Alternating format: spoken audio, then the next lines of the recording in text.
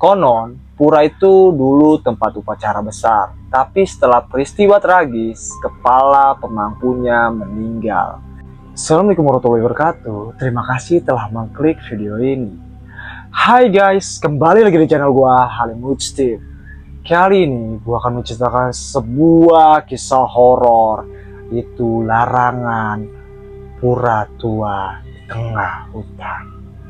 Jadi kisah ini dinarasumberkan oleh teman kita yang tidak mau diketahui namanya. Dia membagikan cerita horornya di email kita.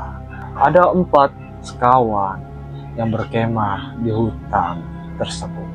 Oke, penasaran kisahnya? Jadi gak usah lama-lama, kita langsung masuk saja ke dalam videonya. Malam itu, Wayan, seorang mahasiswa dari Denpasar, mengajak 3 temannya, Ayu, Budi, dan Made, untuk berkemah di hutan sekitar Kintanami. Hutan itu dikenal dengan udara yang dingin dan pemandangan indah. Tapi ada satu hal yang selalu dihindari warga, sebuah pura tua di tengah hutan yang katanya sudah puluhan tahun tidak digunakan.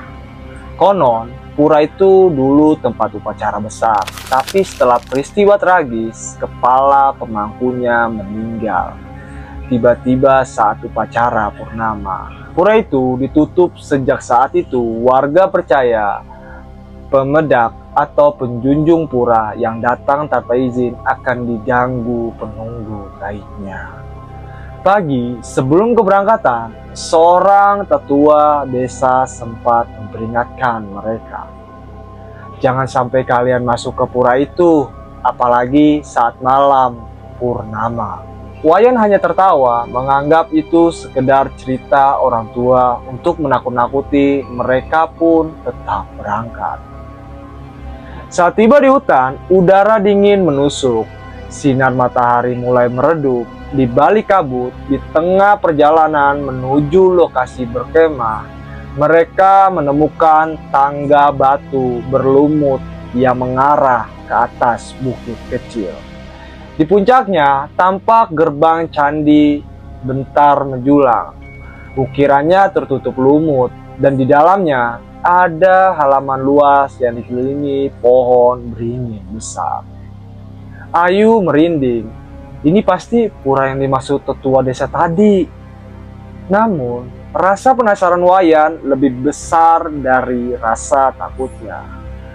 Mereka memutuskan untuk berkemah tepat di depan pura itu. Saat malam tiba, angin bertiup kencang. Dari dalam pura terdengar suara gamelan samar. Padahal pura itu tampak gelap. Sekitar pukul 11 malam, udara semakin dingin, api unggun mulai mengecil. Made tiba-tiba berkata ia melihat bayangan orang berbaris di dalam pura, membawa obor. Namun saat yang lain melihat, halaman pura kosong. Tak lama, suara kidung terdengar jelas, seolah-olah ada upacara berlangsung di dalam. Suara itu diiringi bau dupa yang semakin menyengat. Budi mulai panik. Woi, ini nggak beres. Kita balik aja besok pagi. Wayan yang masih penasaran mendekati gerbang candi bentar. Batu-batunya terasa dingin seperti es. Ia mengintip ke dalam dan matanya membelalak. Halaman pura yang tadi kosong kini penuh orang berpakaian adat, berdari di bawah cahaya purnama. Tapi tubuh mereka pucat dan beberapa kepalanya miring menggantung seperti patah leher. Tiba-tiba salah satu penari perempuan berhenti menari dan menoleh ke arah Wayan. Senyumnya lebar, terlalu lebar. Lalu ia berjalan mendekat. Wayan terjatuh, berteriak memanggil teman-temannya. Namun saat ia menoleh, tenda mereka sudah hilang. Ia hanya melihat kabut tebal dan 3 temannya berdiri kaku di tengah halaman pura. Wajahnya kosong, mata mereka hitam pekat. Wayan mencoba berlari menuruni tangga batu, tapi langkahnya terasa berat, seperti diinjak dari belakang. Suara kidung semakin keras, bercampur dengan suara tertawa perempuan yang memakakan telinga. Tiba-tiba, dua sosok tinggi berpakaian pemangku menghadang jalannya. Wajah mereka hitam seperti arang, mata merah menyala. "Kamu datang tanpa izin. Sekarang kamu ikut upacara." Salah satu dari mereka berbisik. Wayan meronta, tapi tubuhnya seolah terkunci. Ia diseret masuk ke halaman pura. Di tengah-tengah ada balai dengan sesajen besar, dan di atasnya kepala babi, serta kendi tanah liat berisi cairan merah gelap.